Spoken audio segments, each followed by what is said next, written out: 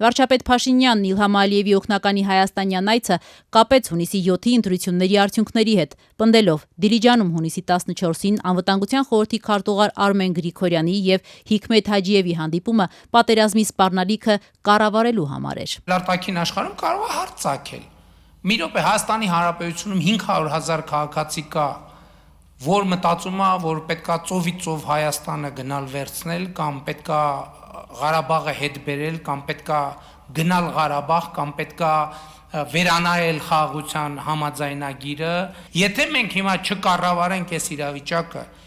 եւ ընկալում ստեղծի, որ Հայաստանի Հանրապետությունում 500,000 մարդ կա, որ ասում է մենք պետք է Ղարաբաղի շարժումը շարունակենք, դա շատ լրջորեն կսրի քաղաքական, ռազմաքաղաքական իրավիճակ Հայաստանում, բայց մենք հո գիտենք իրողությունը,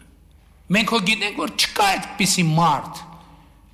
այլ ընտրակաշառք է բաժանվել արտաքին ուժերի օգնությամբ, ովքեր շահագրգռված են, որ տարածաշրջանը պայթի։ Եվ այո, ընտրակաշառքով կոնկրետ պատերազմի սպառնալիք են ստեղծել։ Ինչն էր անհրաժեշտությունը, որ այս նախընտրական շրջանում ընտրություններից 3 օր, 4 օր հետո կամ չգիտեմ քանի օր հետո, ասենք այդ ձևաչափով հանդիպում կազմակերպվի,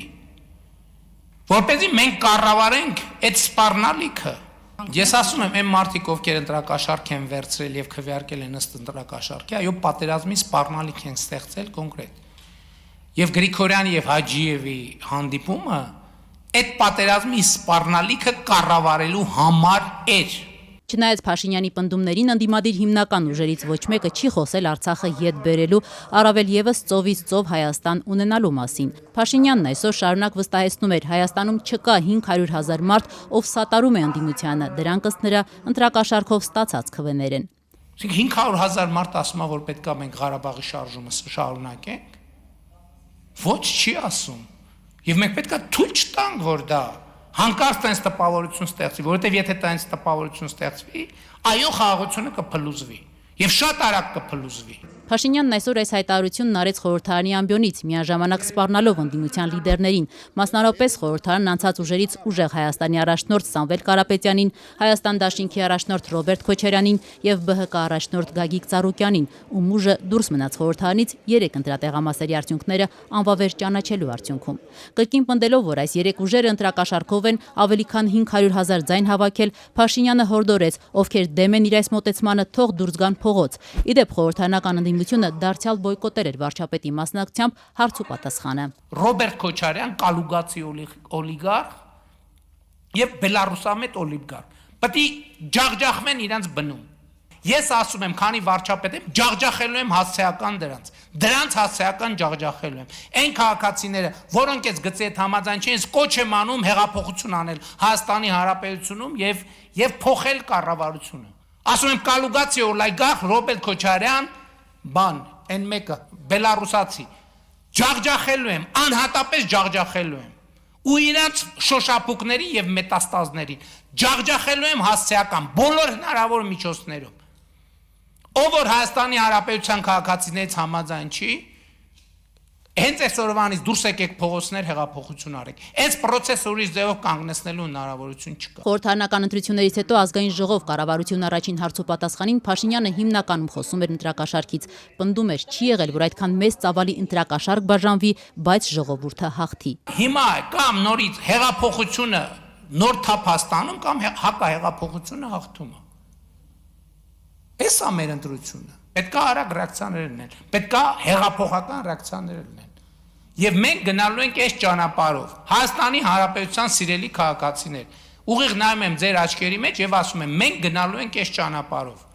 Եթե համաձայն չեք այս ճանապարհի, դուրս եկեք փողոցներ, կանգնեցնեք մեզ։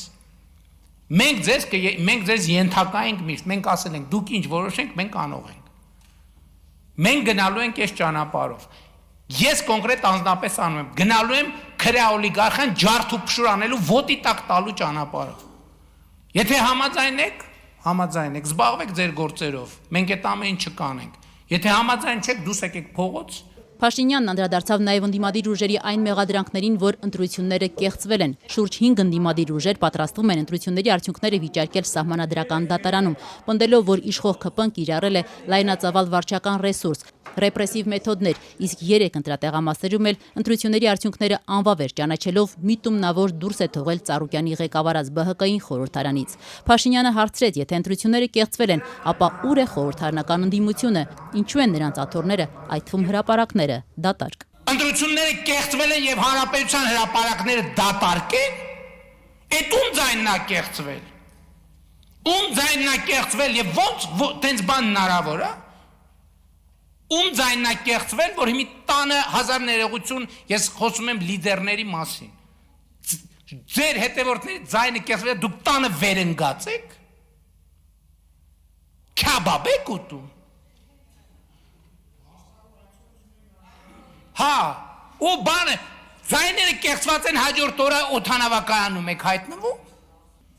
Ում ձայնն է կեղծված, ասում եմ, դուս եկեք հրապարակներ, ում ձայնը կեղծված է։ Դուրս եկեք հրապարակներ։ Ասում եմ, ում ձայնը կեղծվել է, դուրս եկեք։ Ես կոչ եմ անում, դուրս եկեք հրապարակ։ Որտեվ հաջորդիվ դուրս են գալու հրապարակ նրանք, ում ձայնը իրոք կեղծվել է ձեր լրտեսական ցանցերի եւ ձեր ընտրակաշառքների միջոցով։ Եվ ես առաջնորդնելու եմ այդ մարդկանց։ Այդ ժամանակ դուք հեղափոխությունը կտենաք։